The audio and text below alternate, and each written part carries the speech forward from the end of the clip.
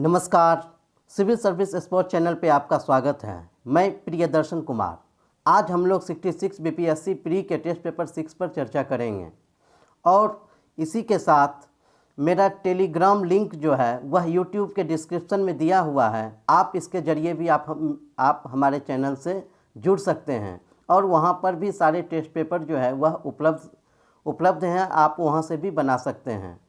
और तीसरी बात यह कि वीडियो के लास्ट में एक बार ज़रूर अपना स्कोर कमेंट बॉक्स में डाल दें। तो चलें अब हम लोग डिस्कशन स्टार्ट करते हैं। हमारा फर्स्ट क्वेश्चन है, निम्नलिखित में से कौन सा कथन सिंधु सभ्यता के बारे में असत्य है? ए, मोहनजोदड़ो से नर्तकी की कांस्य मूर्ति प्राप्त हुई है। बी, नगरों एवं घरों के विन्यास के लिए ग्रिड प्रणाली अपनाई गई थी। सी, पर्दा प्रथा सैंधव सभ्यता में प्रचलित थी। डी, सुरकोतदा में मंदिर में पूजा करते हुए मानव का साक्ष्य मिले हैं। ई, इनमें से कोई नहीं या फिर एक से अधिक। तो पूछ रहा है कि निम्नलिखित में से कौन सा कथन असत्य है। तो मोहनजोदड़ो से नर्तकी की कांस्य मूर्ति प्राप्त हुई थी, यह ऑप्शन जो है हमारा वह सही है।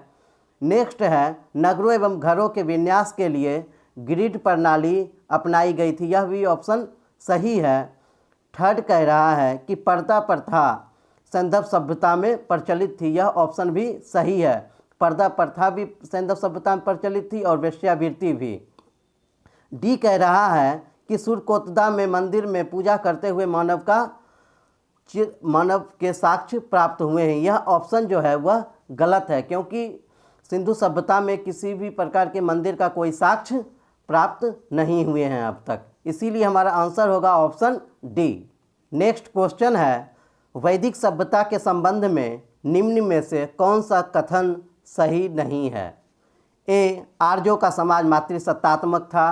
बी, स्त्रियां शिक्षा ग्रहण करती थीं। सी, आर्यों द्वारा खोजी गई धातु श्यान अयस्क था। डी, वाजपति गोचर भूमि का अधिकारी था। ई, इनमें से कोई नहीं या फिर एक से अधिक। तो देखें, पहला कह रहा है कि आर्यों का समाज मातृसत्तात्मक था, यह ऑप्शन जो है वह गलत है, क्योंकि आर्यों का समाज जो था वह पितृसत्तात्मक था और समाज की सबसे छोटी इकाई जो थी वह कुल थी, जो परिवार का मुखिया होता था, अर्थात पिता या परिवार में जो भी बुजुर्ग लोग होते थे। बी कह रहा है कि स्त्रियां जो है वह शिक्षा ग्रहण करती, यह ऑप्शन सही है। लोपामुद्रा जो है यह उसी का उदाहरण है। सी कह रहा है कि आर्यों द्वारा खोजी गई धातु श्यान अयस्क, अर्थात लोहा को ही श्यान अयस्क कहा जाता है, यह ऑप्शन भी सही है।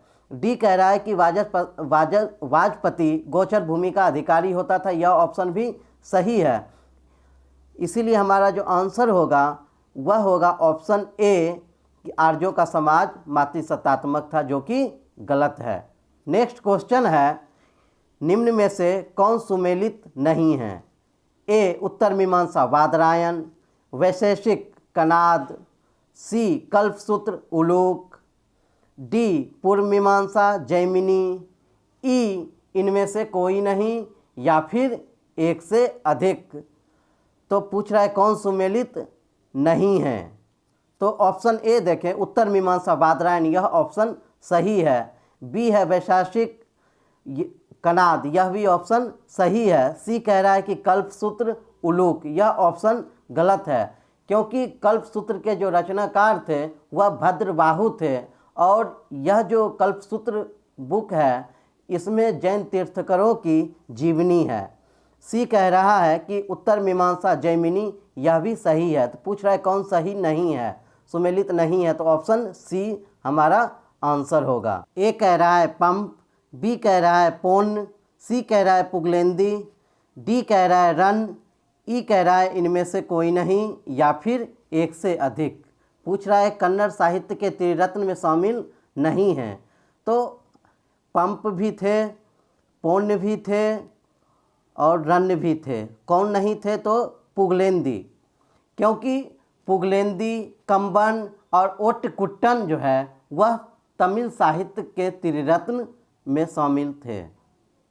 जबकि कन्नड़ साहित्य के त्रिरत्न जो हैं वह पंप, पोन और रन्न हैं।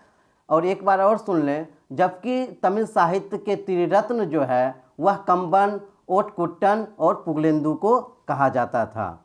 इसीलिए हमारा आंसर होगा ऑप्शन सी। नेक्स्ट क्वेश्चन है, चेन्ना केशव मंदिर का निर्माण किसने करवाया था? ए दुर्लभ वर्धन ने, बी विष्णुवर्धन ने, सी नरसिंह वर्मन द्वितीय ने, डी महेंद्र वर्मन ने, ई इनमें से कोई नहीं, या फिर एक से अधिक।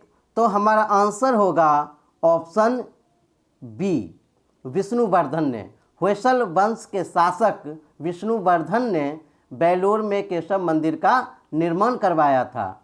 जबकि अगर नरसिंह वर्मन द्वितीय की बात करें तो नरसिंह वर्मन द्वितीय पल्लव वंश के शासक थे और इन्होंने कांची में कैलाश मंदिर का निर्माण करवाया था।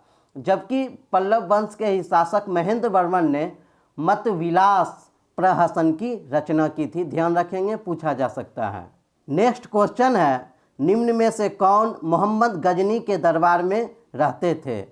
ए फिरदौसी, बी उतबी, सी फर्रुखी, डी अलबरूनी, ई इनमें से कोई नहीं, या फिर एक से अधिक।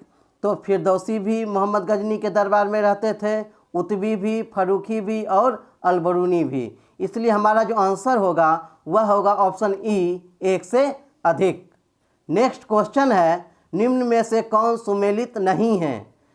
ए दीवाने मुस्तखराज अलाउद्दीन खिलजी, बी दीवाने कोही मोहम्मद बिन तुगलक, सी दीवाने अर्ज बलबन, डी दीवाने इस्तिहाक गयासुद्दीन तुगलक, ई इनमें से कोई नहीं, या फिर एक से अधिक। तो पूछ रहा है कि निम्न में से कौन सुमेलित नहीं है? तो हमारा आंसर होगा ऑप्शन डी, दीवाने इस्तिहाक का जो गठन वह गयासुद्दीन तुगलक ने नहीं किया था बल्कि फिरोज शाह तुगलक ने किया था। जबकि दीवाने मुस्तखराज जो है इसकी स्थापना जो है वह अलाउद्दीन खिलजी ने किया था और दीवाने मुस्तखराज को वित्त विभाग कहा जाता था। जबकि दीवाने कोही की स्थापना मोहम्मद बिन तुगलक ने की थी और दीवाने कोही को कृषि विभाग कहा जाता था। जबकि दीवाने अर्ज जो है उसकी स्थापना बलबन ने किया था और इसे दीवाने अर्ज को सैन्य विभाग कहा जाता था। जबकि दीवाने इस्तिहाक जो है वह पेंशन विभाग था और इसका निर्माण जो है गठन वह फिरोज शाह तुगलक के द्वारा किया जाता था। सभी का नाम याद रखेंगे। नेक्स्ट क्वेश्चन है, गोसाई संघ की स्थापना किसने की थी? ए विष्णु स्वामी ने, बी चैतन्य स्वामी ने, सी गोस्वामी तुलसीदास ने, डी माधवाचार्य ने, ई इनमें से कोई नहीं, या फिर एक से अधिक। तो ए है विष्णु स्वामी ने। तो विष्णु स्वामी ने रुद्र संप्रदाय की स्थापना की थी, इसलिए यह नहीं होगा। अब नेक्स्ट कह रहा है कि चैतन्य स्वामी ने, हाँ चैतन्य स्वामी ने गोसाई संप्रदाय की स्थापना की थी, यह ऑप्शन सही है। और गोसाई संघ ने ही संकीर्तन प्रथा को भी जन्म दिया था, इसको भी ध्यान में रखेंगे। नेक्स्ट कह रहा है सी गोस्वामी तुलसीदास ने, नहीं। नेक्स्ट कह रहा है कि माधवाचार्य ने, तो माधवाचार्य ने ब्रह्म संप्रदाय की स्थापना की थी, इसलिए ऑप्शन डी भी नहीं होगा और ऑप्शन सी भी नहीं। तो पूछ रहा है किसने किया, तो चैतन्य स्वामी ने गोसाई संघ की स्थापना की थी। नेक्स्ट क्वेश्चन है, अकबर का अंतिम अभियान कौन सा था? ए असीरगढ़, बी दौलताबाद, सी अहमदनगर, डी कंधार, ई इनमें से कोई नहीं, या फिर एक से अधिक। तो अकबर का जो अंतिम अभियान था वह असीरगढ़ था और यह कब था? तो 1601 ईस्वी में। जबकि दौलताबाद जो है वह 1599 में अभियान किया था। जबकि कंधार अभियान जो है वह 1595 में और अहमदनगर 1600 ईस्वी में। और ये सारे अभियान जो थे वह सारे के सारे दक्षिण के अकबर के अभियान थे। इसीलिए हमारा आंसर होगा ऑप्शन ए असीरगढ़ 1601 ईस्वी भी ध्यान में रखेंगे। नेक्स्ट क्वेश्चन है, निम्न में से कौन सा कथन असत्य है? ए अकबर के काल को हिंदी साहित्य का स्वर्ण युग कहा जाता है, बी जहांगीर के समय को चित्रकला का स्वर्ण काल कहा जाता है, सी एतमादौला के मकबरे में सर्वप्रथम पित्रादोरा नमक जराव का काम किया गया, डी अस्मत बेगम ने गुलाब से इत्र बनाने की विधि की खोज की, ई इनमें से कोई नहीं या फिर एक से अधिक। तो फर्स्ट देखे, कह रहा है कि अकबर के काल को हिंदी साहित्य का स्वर्ण काल कहा जाता है, यह ऑप्शन सही है। नेक्स्ट कह रहा है कि जहांगीर के समय को चित्रकला का स्वर्ण काल कहा जाता है, यह भी सही है। सी कह रहा है कि इतमादौला के मकबरे में सर्वप्रथम पित्रादोरा नमक जुराव का काम किया गया था, यह ऑप्शन भी सही है। और इतमादौला मकबरा का जो निर्माण है वह नूरजहां ने करवाया था। डी कह रहा है कि अस्मत बेगम ने गुलाब से इत्र बनाने की विधि की खोज की, यह ऑप्शन भी आपका सही है। तो पूछ रहा है कि कौन सा कथन असत्य है, तो इनमें से कोई नहीं, इसका आंसर होगा ऑप्शन ई, क्योंकि सारे कथन सत्य हैं। नेक्स्ट क्वेश्चन है, प्रथम मैसूर युद्ध की समाप्ति किस संधि के तहत हुई थी? ए मैसूर की संधि, बी मैंगलोर की संधि, सी श्रीरंगपट्टम की संधि, डी सहायक संधि, ई इनमें से कोई नहीं या फिर एक से अधिक। तो हमारा आंसर क्या होगा, आप लोग भी खुद से बनाने की कोशिश करें। तो हमारा आंसर होगा ऑप्शन ए, प्रथम मैसूर युद्ध की समाप्ति जो हुई थी वह मैसूर की संधि के तहत, और प्रथम मैसूर युद्ध जो है वह 1767 से 1769 ईस्वी तक चला था। और इस समय जो था ये मैसूर का शासक हैदर अली थे, जबकि नेक्स्ट या दूसरा युद्ध जो है वह 1780 से लेकर 1784 तक चला था। और इस समय जो था इसके शासक थे हैदर अली, जो कि 1780 से 1782 तक, फिर हैदर अली का बेटा 1782 से 1784 तक इस युद्ध का नेतृत्व किया था। और आगे चलकर जो है इस युद्ध की जो समाप्ति होती है वह मैंगलोर की संधि के तहत होती है। तीसरा युद्ध जो है वह 1790 से लेकर 1792 तक चलती है, और इस युद्ध की समाप्ति जो है श्रीरंगपट्टम की संधि के तहत होती है, और इसका नेतृत्व जो है उसका नेतृत्व टीपू सुल्तान ने स्वयं किया था। चौथा जो है वह है 1799 में, जो कि सहायक संधि के तहत मैसूर युद्ध को पूर्ण रूप से अंग्रेज शासन ब्रिटिश द्वारा अपने साम्राज्य में पूर्ण रूप से मिला लिया जाता है। और इसी चौथे युद्ध के दौरान जो है टीपू सुल्तान की मृत्यु भी होती है। इसीलिए हमारा जो आंसर होगा वह होगा ऑप्शन ए, प्रथम मैसूर युद्ध की समाप्ति जो है वह मैसूर की संधि के तहत होती है। नेक्स्ट क्वेश्चन है, निम्न में से कौन सा क्रम सही है?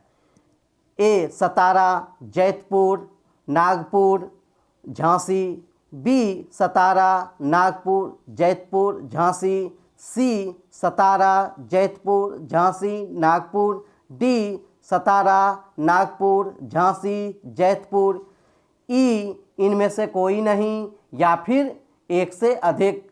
तो हमारा आंसर होगा ऑप्शन सी। डॉक्ट्रिन पॉलिसी के तहत सर्वप्रथम जो है सतारा को 1848 में डलहौजी के द्वारा अपने साम्राज्य में सहायक संधि के तहत मिलाया जाता है, डॉक्ट्रिन के तहत। उसके बाद जैतपुर को 1849 में अपने साम्राज्य में मिलाया जाता है। उसके बाद झांसी को 1853 में और नागपुर को 1854 में अपने साम्राज्य में मिला लिया जाता है अंग्रेज़ों के द्वारा। और इस समय जो थे गवर्नर जनरल वह लॉर्ड डलहौजी थे।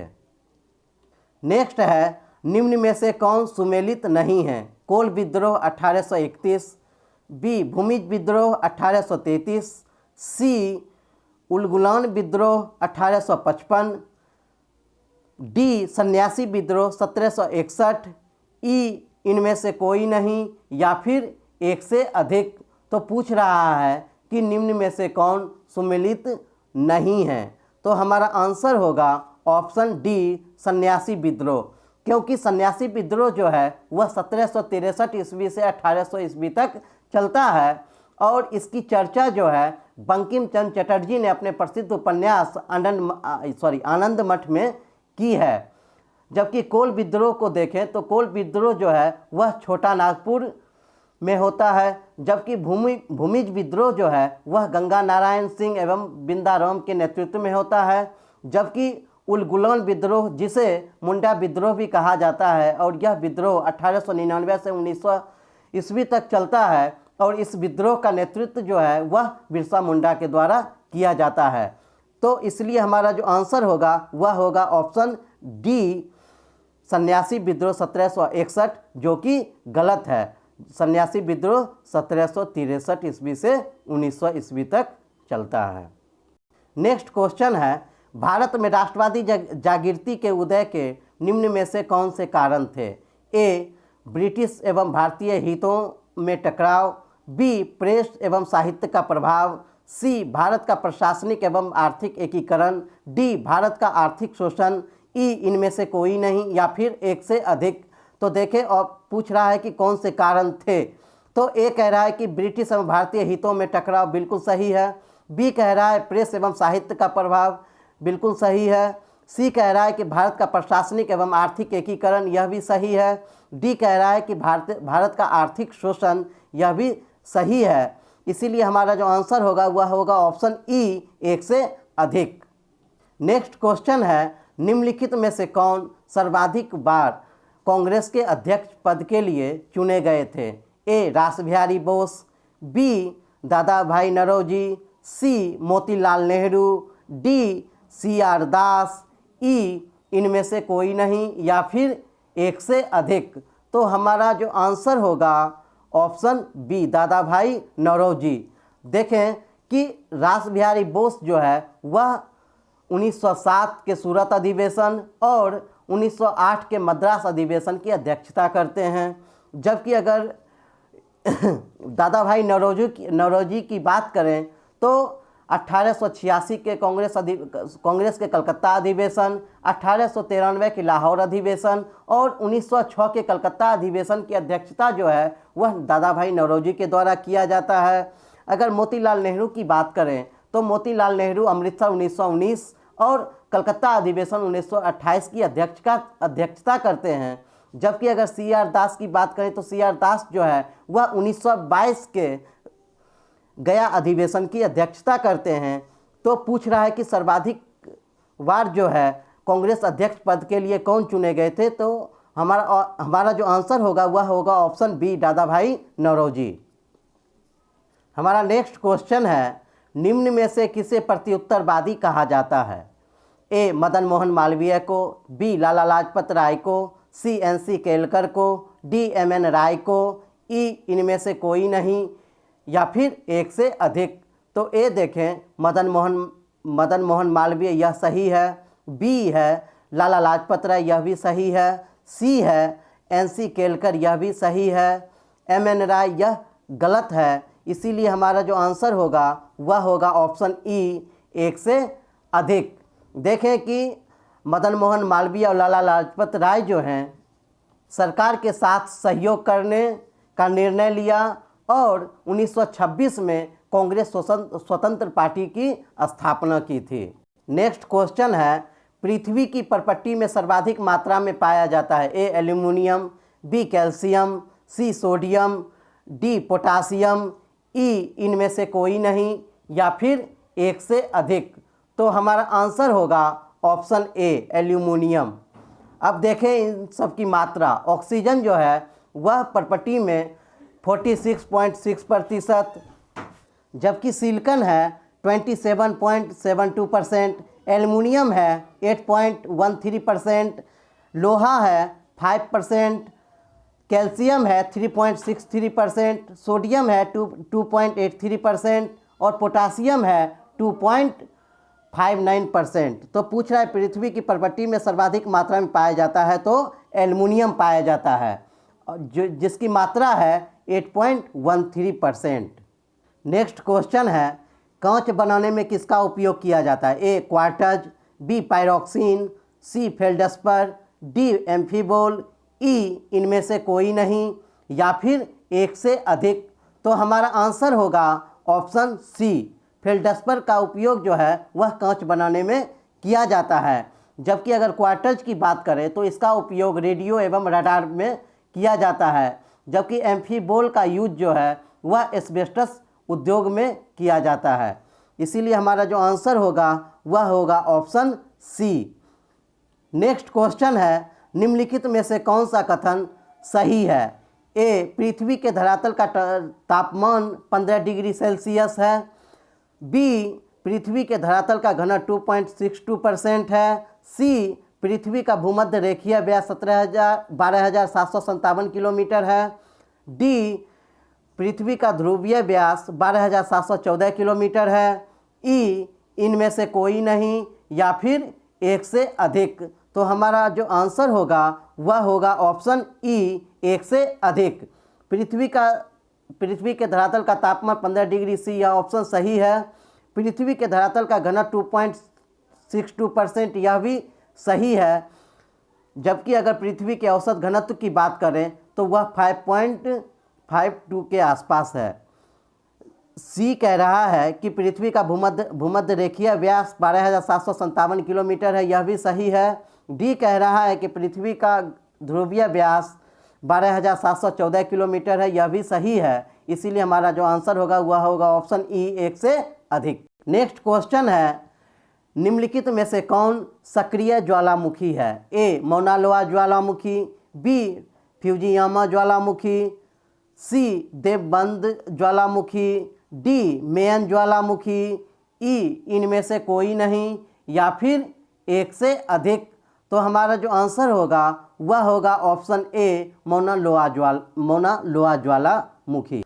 जबकि अगर फ्यूजियामा ज्वालामुखी और मेयन ज्वालामुखी की अगर बात करें तो ये दोनों जो ज्वालामुखी हैं वह सुषुप्त अवस्था में हैं।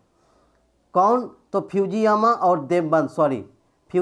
और देवबंद जो है वह सुषुप्तावस्था में है। फ्यूजियामा है आपका जापान में, जबकि देवबंद जो है वह ईरान में है। जबकि अगर डी की बात करें, मेयन ज्वालामुखी, एक बार और ध्यान से सुने, देवबंद ज्वालामुखी जो है यह मृत ज्वालामुखी का उदाहरण है। जबकि फ्यूजियामा और मेयन जो है वह सुषुप्त ज्वालामुखी का उदाहरण है। फ्यूजियामा ज्वालामुखी जो है यह आपका जापान में है, जबकि मेयन ज्वालामुखी जो है वह फिलीपींस में है, और देवबंद ज्वालामुखी जो है वह ईरान में है। तो पूछ रहा है कि कौन सा ज्वालामुखी सक्रिय ज्वालामुखी जो है, तो हमारा आंसर होगा ऑप्शन ए, मौना लोआ ज्वालामुखी, जो कि हवाई द्वीप में है, और हवाई द्वीप जो है वह कैरेबियन सागर में है। इसलिए हमारा जो आंसर होगा वह होगा ऑप्शन ए। नेक्स्ट क्वेश्चन है, निम्न में से कौन सुमेलित हैं? ए, संवहन धारा का सिद्धांत होम्स, बी, सागरीय अधस्थल का सिद्धांत हेस, बी, महाद्वीपीय विस्थापन का सिद्धांत वैगनर, डी, विवर्तनिकी का सिद्धांत मैकेंजी, ई, इनमें से कोई नहीं, या फिर एक से अधिक। तो हमारा आंसर जो होगा वह होगा ऑप्शन ई, एक से अधिक। संवहन धारा का सिद्धांत जो है वह होम्स ने दिया था, जबकि सागरीय अधस्थल का सिद्धांत जो है वह हेस के द्वारा दिया गया था। महाद्वीपीय विस्थापन का सिद्धांत वैगनर के द्वारा दिया गया था, जबकि प्लेट विवर्तनिकी सिद्धांत जो है वह मैकेंजी, मॉर्गन और पार्कर का संयुक्त विचारों का सिद्धांत है, विचारों पर आधारित सिद्धांत है। इसीलिए जो हमारा जो आंसर होगा वह होगा ऑप्शन ई, एक से अधिक। नेक्स्ट क्वेश्चन है, निम्न में से कौन रेम्प घाटी का उदाहरण है? ए, नर्मदा, बी, ताप्ती, सी, महानदी, डी, ब्रह्मपुत्र, ई, इनमें से कोई नहीं, या फिर एक से अधिक। तो हमारा आंसर होगा ऑप्शन डी, ब्रह्मपुत्र। जबकि नर्मदा और ताप्ती जो है ये दोनों नदियां जो हैं दोनों नदियां भ्रंश घाटी होकर बहती हैं, जबकि डी जो है यह रेम्प घाटी का उदाहरण है, ब्रह्मपुत्र। नेक्स्ट क्वेश्चन है, सूर्यतप में होने वाली भिन्नता का कारक है। ए, पृथ्वी का अपने अक्ष पर घूमना, बी, सूर्य की किरणों का नतिकोण, सी, दिन की अवधि, डी, वायुमंडल की पारदर्शिता, ई, इनमें से कोई नहीं, या फिर एक से अधिक। तो हमारा आंसर होगा ऑप्शन ई। ए कह रहा है कि पृथ्वी का अपने अक्ष पर घूमना, यह ऑप्शन सही है। बी कह रहा है सूर्य की किरणों का नतिकोण, यह भी सही है। सी कह रहा है दिन की अवधि, यह भी सही है।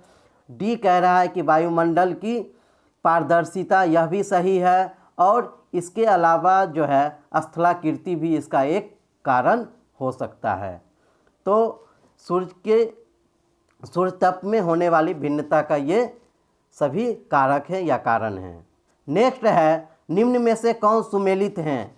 ए, Dachigam Jammu Kashmir, B, Ghataprabha Karnataka, C, Keibul Lamjao Kerala, D, silent valley Kerala, E, इनमें से कोई नहीं, या फिर एक से अधिक। ऑप्शन ए देखें, दाचीग्राम जम्मू कश्मीर, यह ऑप्शन सही है। बी कह रहा है घाट प्रभा कर्नाटक, यह भी सही है। सी कह रहा है केबुलामजाओ केरल में, यह ऑप्शन जो है यह गलत है। केबुलामजाओ जो है राष्ट्रीय पार्क, वह आपका मणिपुर में पड़ता है और यह एक तैरता हुआ पार्क है। जबकि डी, साइलेंट वैली, यह केरल में है, यह भी सही है। तो ऑप्शन ए, ऑप्शन बी और ऑप्शन डी जो है ये तीनों सही हैं। इसीलिए हमारा जो आंसर होगा वह होगा ऑप्शन ई, एक से अधिक। और एक चीज़ और जान लें, दाचीग्राम जो है वह सफ़ेद भालू के लिए प्रसिद्ध है। नेक्स्ट क्वेश्चन है, रबर का सर्वाधिक उत्पादन कहाँ होता है? ए, कर्नाटक, बी, केरल, सी, तमिलनाडु, डी, आंध्र प्रदेश, ई, इनमें से कोई नहीं, या फिर एक से अधिक। तो हमारा आंसर होगा ऑप्शन बी, केरल में। और दूसरे स्थान पर है तमिलनाडु, तीसरे स्थान पर है केरल। इसीलिए हमारा जो आंसर होगा वह होगा option B, Kerala. Next question है, किस हार्मोन्स की अधिकता से मानव का शरीर भीमकाय गिगेंटिज्म हो जाता है? A, thyroid stimulating hormones, B, lactogenic hormones, C, gonadotropic hormones, D, somatotrophic hormones, E, इनमें से कोई नहीं, या फिर एक से अधिक। तो हमारा जो आंसर होगा वह होगा ऑप्शन डी, सोमेटोट्रोफिक हार्मोन्स के कारण। और इसकी कमी से जो है आदमी जो है, मानव जो है वह ये बौनापन हो जाता है, जबकि अधिकता के कारण जो है वह उसका शरीर जो है वह भीमकाय हो जाता है। जबकि थायरोक्सिन की अधिकता से वयस्कों में मिक्सिडीमा, जबकि बच्चों में जर्वामंता की या क्रिएशनिज्म की बीमारी हो जाती है। नेक्स्ट हमारा क्वेश्चन है, स्कर्वी किस विटामिन की कमी से होती है? A, vitamin C, B, vitamin B, C, vitamin A, D, vitamin D, E, इनमें से कोई नहीं, या फिर एक से अधिक। तो हमारा आंसर होगा ऑप्शन ए, विटामिन सी की कमी से स्कर्वी रोग होती है, जबकि विटामिन बी की कमी से बेरी, विटामिन ए की कमी से रतौंधी, विटामिन डी की कमी से बच्चों में रिकेट्स, जबकि वयस्कों में ऑस्टियोमलेशिया नामक बीमारी होती है। ध्यान रखेंगे। नेक्स्ट क्वेश्चन है, टिटेनस बीमारी से प्रभावित होने वाले अंग हैं? ए, फेफड़ा, बी, तंत्रिका तंत्र, सी, आंत, डी, श्वसन तंत्र, ई, इनमें से कोई नहीं, या फिर एक से अधिक। तो टिटेनस बीमारी से प्रभावित होने वाले जो अंग हैं वह है नर्वस सिस्टम, तंत्रिका तंत्र। नेक्स्ट क्वेश्चन है, कवक के अध्ययन को क्या कहा जाता है? Pomology, dendrology, mycology, D apiculture, E इनमें से कोई नहीं, या फिर एक से अधिक। तो कवक के अध्ययन को माइकोलॉजी कहा जाता है, जबकि फलों का जो अध्ययन होता है उसे पोमोलॉजी कहा जाता है, जबकि वृक्षों एवं झाड़ियों का अध्ययन जो है उसे डेंड्रोलॉजी कहा जाता है, जबकि मधुमक्खियों का अध्ययन जो है वह एपीकल्चर कहा जाता है। इसीलिए जो हमारा जो आंसर होगा वह होगा ऑप्शन बी, माइकोलॉजी कवक के अध्ययन को कहा जाता है। नेक्स्ट क्वेश्चन है, डच मेटल मिश्र धातु है। ए तांबा और जस्ता, बी तांबा और निकेल, सी जस्ता और लोहा, डी जस्ता और टीन, ई इनमें से कोई नहीं, या फिर एक से अधिक। तो डच मेटल मिश्र धातु है तांबा और जस्ता का। नेक्स्ट क्वेश्चन है, इनमें से कौन साधारण नमक है? A sodium bicarbonate, B sodium hydroxide, C sodium carbonate, D sodium chloride, E इनमें से कोई नहीं, या फिर एक से अधिक।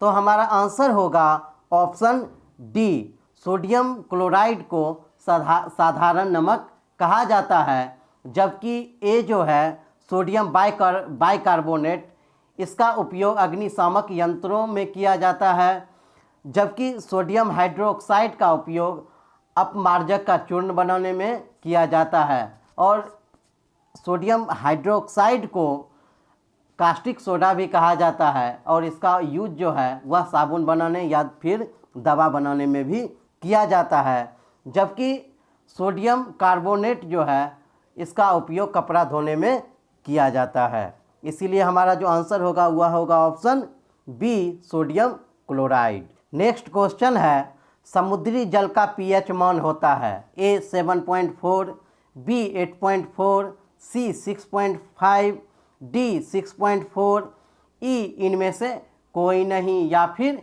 एक से अधिक। तो पहला है 7.4, यह जो है ब्लड का पीएच मान है, जबकि बी जो है 8.4, यह समुद्री जल का पीएच मान है, और सी है 6.5, यह जो है लार का पीएच मान है, जबकि 6.4 जो है यह दूध का पीएच मान है। तो पूछ रहा है समुद्री जल का पीएच मान होता है, तो इसका होगा आंसर 8.4। नेक्स्ट है, कर्पूर उदाहरण है। ए रवाकरण का, बी आसवन का, सी ऊर्ध्वपातन का, डी आंशिक आसवन का, ई इनमें से कोई नहीं, या फिर एक से अधिक। तो हमारा आंसर होगा ऑप्शन सी, ऊर्ध्वपातन। कर्पूर उदाहरण है ऊर्ध्वपातन का। नेक्स्ट क्वेश्चन है, निम्न में से कौन सुमेलित हैं? पारा सिनेबार का अयस्क है, बी कैडमियम, ये ग्रीनोकाइट अयस्क का है, सी यूरेनियम, इसका अयस्क जो है कार्नेटाइट है, डी एंटीमनी जो है इसका अयस्क स्टिबनाइट है, ई इनमें से कोई नहीं, या फिर एक से अधिक। तो देखें ऑप्शन ई कह रहा है कि पारा का जो अयस्क है वह सिनेबार है, यह सही है। बी कह रहा है कि कैडमियम का अयस्क ग्रीनोकाइट है, यह भी सही है। यूरेनियम का अयस्क जो है कार्नेटाइट, यह भी सही है। और कार्नेटाइट के अलावा पिंच ब्लेड भी इसका जो है वह अयस्क है। उसके बाद है एंटीमनी का अयस्क स्टिबनाइट, यह भी सही है। तो पूछ रहा है कौन सुमेलित है, तो सभी सुमेलित हैं, इसीलिए हमारा जो आंसर होगा वह होगा ऑप्शन ई, एक से अधिक। नेक्स्ट क्वेश्चन है, निम्नलिखित में से कौन सा कथन असत्य है? ए नाइट्रस ऑक्साइड हंसाने वाली गैस है, बी सौर सेलों में सीजियम का प्रयोग होता है, सी नाइट्रिक अम्ल को ऑयल ऑफ विट्रियोल कहा जाता है, डी यूरिया में नाइट्रोजन की मात्रा सर्वाधिक होती है, ई इनमें से कोई नहीं, या फिर एक से अधिक। तो पूछ रहा है कौन असत्य है। तो देखें नाइट्रस ऑक्साइड हंसाने वाली गैस है, यह आपका जो ऑप्शन है वह सही है। बी कह रहा है सौर सेलों में सीजियम का प्रयोग होता है, यह भी ऑप्शन सही है। सी कह रहा है कि नाइट्रिक अम्ल को ऑयल ऑफ विट्रियोल कहा जाता है, यह ऑप्शन आपका जो है यह गलत है। H2SO4 मतलब सल्फ्यूरिक अम्ल को ऑयल ऑफ विट्रियोल कहा जाता है, जबकि डी कह रहा है कि यूरिया में नाइट्रोजन की मात्रा सर्वाधिक होती है। यह भी ऑप्शन सही है। तो कौन सा ऑप्शन असत्य है? तो ऑप्शन सी असत्य है। नाइट्रिक अम्ल को नहीं बल्कि सल्फ्यूरिक अम्ल को ऑयल ऑफ विट्रियोल कहा जाता है। नेक्स्ट क्वेश्चन है, निम्न में से कौन द्वितीयक रंग है? ए लाल, बी पीला, सी हरा, डी नीला। तो हमारा जो आंसर होगा, पूछ रहा है कौन द्वितीयक रंग है, तो पीला जो है यह द्वितीयक रंग है, जबकि लाल, हरा, नीला जो है यह प्राइमरी कलर है। इसलिए हमारा आंसर होगा ऑप्शन बी। नेक्स्ट क्वेश्चन है, दूरदृष्टि दोष के निवारण के लिए किसका प्रयोग किया जाता है? ए उत्तल लेंस का, बी अवतल लेंस का, सी उत्तल दर्पण का, बी अवतल दर्पण का, ई इनमें से कोई नहीं, या फिर एक से अधिक। आप खुद भी बनाने की कोशिश करें। तो हमारा आंसर होगा ऑप्शन ए उत्तल लेंस। नेक्स्ट क्वेश्चन है, कंप्यूटर में जहां सभी सूचनाएं अस्थायी रूप से एकत्रित रहती हैं उसे क्या कहा जाता है? ए CPU, बी रैम, सी रोम, डी फ्लॉपी, ई इनमें से कोई नहीं, या फिर एक से अधिक। तो हमारा आंसर होगा ऑप्शन सी रोम। और एक चीज़ और ध्यान रखेंगे कि कभी कभी फुल फॉर्म भी पूछ दिया जाता है। तो रोम का फुल फॉर्म होगा रीड ओनली मेमोरी, जबकि CPU का फुल फॉर्म होगा सेंट्रल प्रोसेसिंग यूनिट, जबकि रैम का फुल फॉर्म होगा रैंडम एक्सेस मेमोरी। अब CPU जो है इसे सेंट्रल प्रोसेसिंग यूनिट इसका फुल फॉर्म है, और इसे जो है कंप्यूटर का ब्रेन कहा जाता है, जबकि रैम जो है रैंडम एक्सेस मेमोरी, इसे कंप्यूटर का मेमोरी कहा जाता है। अब नेक्स्ट क्वेश्चन है, निम्नलिखित में से कौन सुमेलित नहीं है? ए अंतर्राष्ट्रीय श्रम संगठन का मुख्यालय जेनेवा, बी आसियान का मुख्यालय जकार्ता, सी विश्व बौद्धिक संपदा संगठन का मुख्यालय जेनेवा, डी यूनेस्को का मुख्यालय पेरिस, ई इनमें से कोई नहीं, या फिर एक से अधिक। तो पहला है अंतर्राष्ट्रीय श्रम संगठन जेनेवा, यह सही है। बी है आसियान का मुख्यालय जकार्ता, यह भी सही है, इंडोनेशिया की राजधानी जकार्ता। सी है विश्व बौद्धिक संपदा सूचकांक जेनेवा, यह भी सही है। नेक्स्ट है यूनेस्को पेरिस, यह भी सही है। तो पूछ रहा है कौन सुमेलित नहीं है, तो हमारा आंसर ई होगा, सभी सुमेलित हैं। नेक्स्ट क्वेश्चन है, राष्ट्रीय युवा दिवस कब मनाया जाता है? ए 12 फरवरी, बी 21 मार्च, सी 3 मई, डी 11 जुलाई, ई इनमें से कोई नहीं, या फिर एक से अधिक। तो हमारा आंसर होगा ऑप्शन ए 12 जनवरी को राष्ट्रीय युवा दिवस मनाया जाता है, जबकि 21 मार्च को विश्व वानिकी दिवस, 3 मई को विश्व प्रेस स्वतंत्रता दिवस, और 11 जुलाई को विश्व जनसंख्या दिवस मनाया जाता है। सभी को ध्यान में रखेंगे। नेक्स्ट क्वेश्चन है, कबीर पुरस्कार दिया जाता है? ए पत्रकारिता के क्षेत्र में, बी संस्कृत के साहित्य में उत्कृष्ट योगदान के लिए, सी साहित्य के क्षेत्र में, डी सामाजिक सद्भाव के क्षेत्र में, ई इनमें से कोई नहीं, या फिर एक से अधिक। तो हमारा आंसर होगा ऑप्शन डी सामाजिक सद्भाव के क्षेत्र में, जबकि पुलित्जर पुरस्कार जो है वह पत्रकारिता के लिए दिया जाता है, जबकि वाचस्पति पुरस्कार जो है संस्कृत साहित्य में उत्कृष्ट योगदान के लिए दिया जाता है, जबकि साहित्य के क्षेत्र में उत्कृष्ट योगदान के लिए मन बुकर पुरस्कार और सरस्वती सम्मान पुरस्कार दिया जाता है। तो पूछ रहा है कबीर पुरस्कार, तो सामाजिक सद्भाव के क्षेत्र में काम करने के लिए। नेक्स्ट क्वेश्चन है, नैसर्गिक न्याय की संकल्पना संविधान के किस अनुच्छेद में निहित है? आर्टिकल 12, आर्टिकल 13, आर्टिकल 14, आर्टिकल 15, ई इनमें से कोई नहीं या फिर एक से अधिक। तो हमारा आंसर होगा ऑप्शन सी, आर्टिकल 14। जबकि आर्टिकल 12 जो है इसमें राज्य की परिभाषा दी गई है। आर्टिकल 13 में जुडिशियल रिव्यू की बात की गई है। जबकि आर्टिकल 15 में जाति, धर्म, मूल वंश, लिंग या जन्म के आधार पर किसी भी प्रकार के विभेद का निषेध किया गया है। जबकि अगर हम 14 की बात करें, 14 की बात करें, तो इसमें जो है विधि के समक्ष समता एवं विधि का समान संरक्षण की बात आर्टिकल 14 में की गई है, जो कि कहीं न कहीं नैसर्गिक न्याय की संकल्पना में निहित है।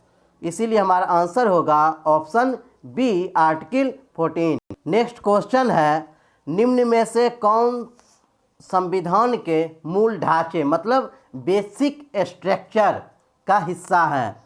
ए, संविधान संशोधन प्रक्रिया, बी, पंथ निरपेक्षता, सी, न्यायिक स्वतंत्रता, डी, स्वतंत्र निष्पक्ष चुनाव, ई, इनमें से कोई नहीं या फिर एक से अधिक।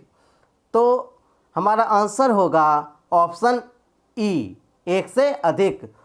संविधान संशोधन प्रक्रिया यह भी सही है, बी, पंथ निरपेक्षता यह भी सही है, सी, न्यायिक स्वतंत्रता यह भी सही है, डी, स्वतंत्र और निष्पक्ष चुनाव यह भी सही है। और यह भी जान लें कि हमारा जो संविधान का बेसिक स्ट्रक्चर है, यह जो है ये केशवानंद भारतीवाद 1973 में सर्वप्रथम इसे व्याख्यायित किया जाता है। नेक्स्ट क्वेश्चन हैं, राष्ट्रीय एकता परिषद के संबंध में कौन सा कथन सत्य है?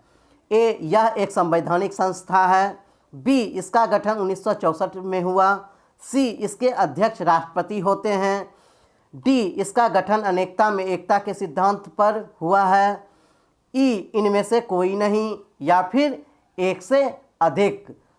तो देखिए, पहला ऑप्शन कह रहा है कि यह एक संवैधानिक संस्था है। यह जो ऑप्शन है यह ऑप्शन गलत है, यह गैर संवैधानिक संस्था है। दूसरा कह रहा है कि इसका गठन 1964 में हुआ था। यह ऑप्शन भी गलत है, क्योंकि राष्ट्रीय एकता परिषद का गठन 1961 में हुआ था।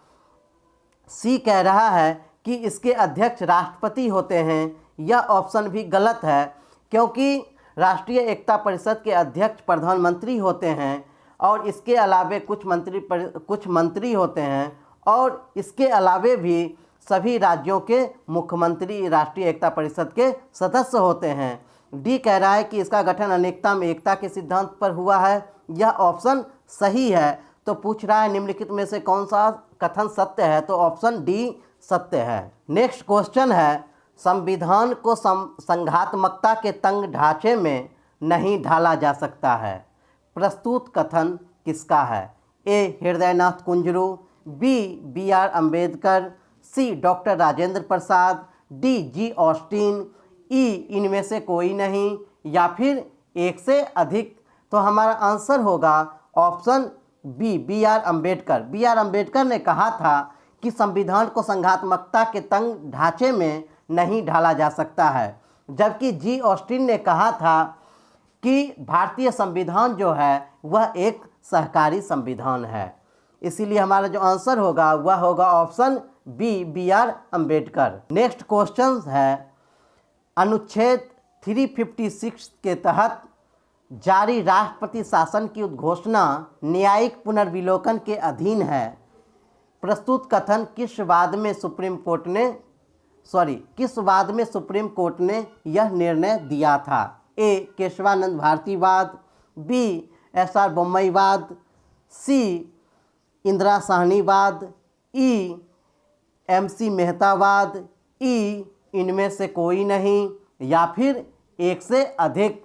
तो हमारा आंसर होगा ऑप्शन बी, बोम्मईवाद में। बोम्मईवाद 1993 में सुप्रीम कोर्ट ने कहा था कि आर्टिकल 356 के तहत यदि राष्ट्रपति शासन की उद्घोषणा की जाती है तो वह जो है वह न्यायिक पुनर्विलोकन के दायरे में आता है। इसीलिए हमारा आंसर होगा ऑप्शन बी।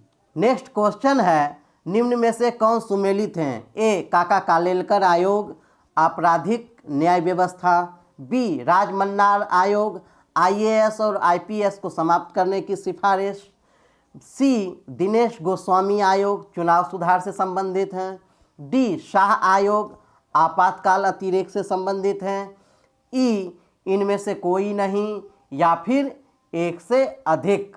तो पूछ रहा है कि कौन सुमेलित है। तो पहला देखें, काका कालेलकर आयोग आपराधिक न्याय व्यवस्था से।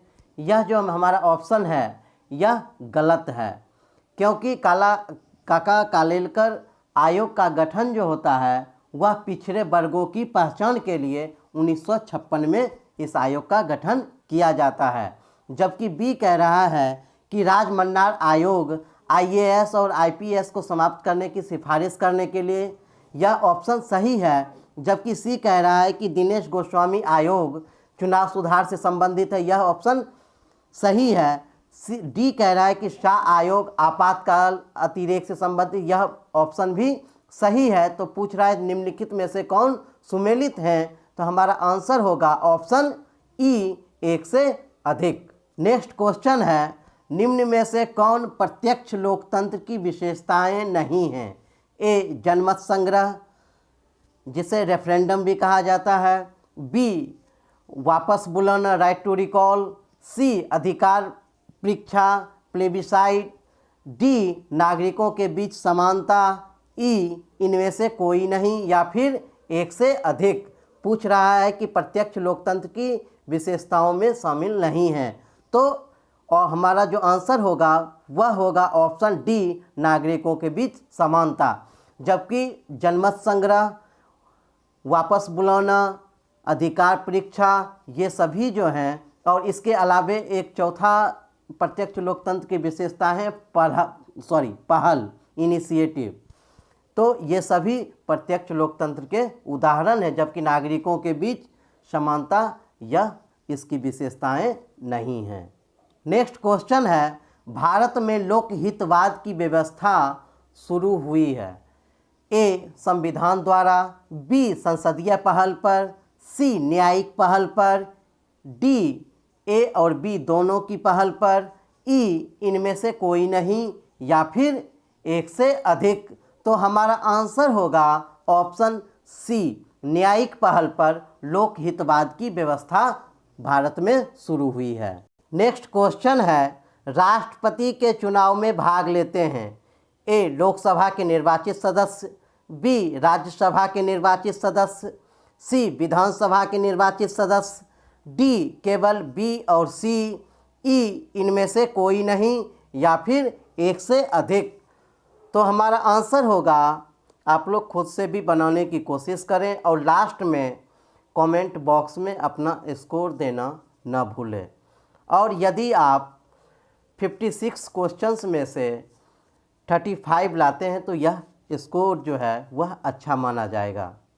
तो देखें, लोकसभा के निर्वाचित सदस्य, यह ऑप्शन सही है। बी राज्यसभा के निर्वाचित सदस्य, यह भी सही है।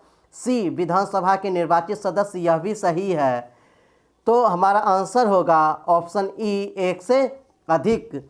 जब यह जो है राष्ट्रपति के चुनाव के संदर्भ में सही है। यदि हम उपराष्ट्रपति के चुनाव की अगर बात करें तो उपराष्ट्रपति के चुनाव में टोटल लोकसभा और राज्यसभा के सदस्य भाग लेते हैं।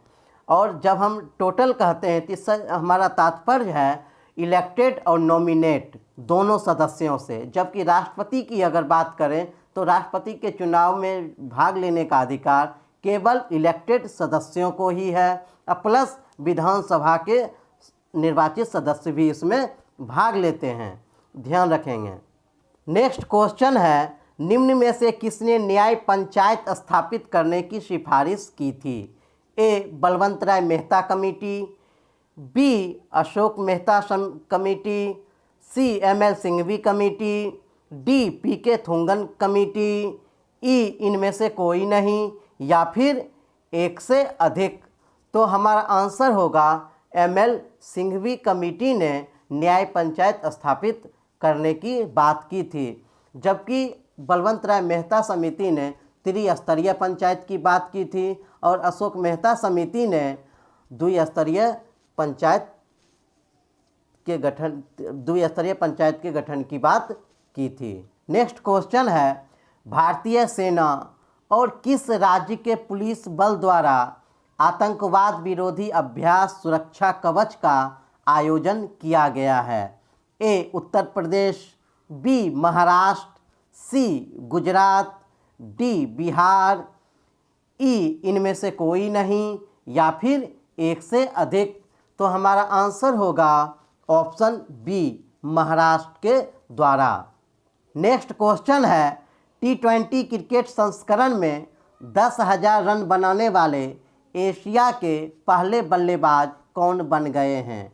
ए विराट कोहली, बी MS धोनी, सी शोएब मलिक, डी शिखर धवन, ई इनमें से कोई नहीं, या फिर एक से अधिक। तो हमारा आंसर होगा ऑप्शन सी शोएब मलिक पाकिस्तान के बैट्समैन हैं, जिन्होंने T20 क्रिकेट संस्करण में 10,000 रन बनाने वाले एशिया के पहले बल्लेबाज बन गए हैं। यदि हम वर्ल्ड स्तर की बात करें तो 10,000 रन पूरा करने वाले पहले बैट्समैन जो थे वह क्रिस गेल थे। अब हमारा नेक्स्ट क्वेश्चन है, निम्नलिखित में से किस देश के राष्ट्रपति ने दुष्कर्म मामले में आरोपियों को फांसी की सज़ा देने की मंजूरी प्रदान की? ए नेपाल, बी पाकिस्तान, सी श्रीलंका, डी बांग्लादेश, ई इनमें से कोई नहीं, या फिर एक से अधिक। तो हमारा आंसर होगा ऑप्शन बी बांग्लादेश ने। नेक्स्ट क्वेश्चन है, हाल ही में पेप्सिको ने उत्तर प्रदेश के किस जिले में नया संयंत्र खोलने की घोषणा की है? ए गाजियाबाद, बी नोएडा, सी मथुरा, डी लखनऊ, ई इनमें से कोई नहीं, या फिर एक से अधिक। तो हमारा आंसर होगा ऑप्शन सी मथुरा में पेप्सिको ने एक नया संयंत्र स्थापित करने की घोषणा की है। नेक्स्ट क्वेश्चन है, निम्नलिखित में से किस देश को अंतर्राष्ट्रीय सौर संघ का अध्यक्ष चुना गया है? ए पाकिस्तान, बी श्रीलंका, सी भूटान, डी भारत, ई इनमें से कोई नहीं, या फिर एक से अधिक। तो हमारा आंसर होगा ऑप्शन बी भारत को 2020 से 22 के लिए अर्थात 2 साल के लिए अंतर्राष्ट्रीय सौर संघ संगठन का अध्यक्ष चुना गया है। तो मित्रों, कुल 56 क्वेश्चंस पर हमने आज डिस्कशन किया है, और एक बार ज़रूर वीडियो के लास्ट में कमेंट बॉक्स में अपना स्कोर ज़रूर बतावें कि आपने कितना स्कोर प्राप्त किया है। अगर आप 56 में 35 लाते हैं तो यह स्कोर काफ़ी अच्छा माना जाएगा। और आपको हमारा टेस्ट पेपर कैसा लगा इसके बारे में भी कमेंट बॉक्स में अपना कमेंट ज़रूर करें, और इसके अलावे भी अगर कोई सुझाव हो तो आप कमेंट बॉक्स में अपना सुझाव भी दें। और हमारे चैनल सिविल सर्विस स्पोर्ट्स से जुड़ने के लिए आपका बहुत बहुत धन्यवाद। नमस्कार। और एक चीज़ और, हमारे चैनल सिविल सर्विस स्पोर्ट को लाइक करें, कमेंट करें, शेयर करें और बेल आइकन प्रेस करें, ताकि नेक्स्ट आने वाली जो भी वीडियो हैं उनकी सूचनाएं आप तक पहुंच सकें। बहुत बहुत धन्यवाद। नमस्कार।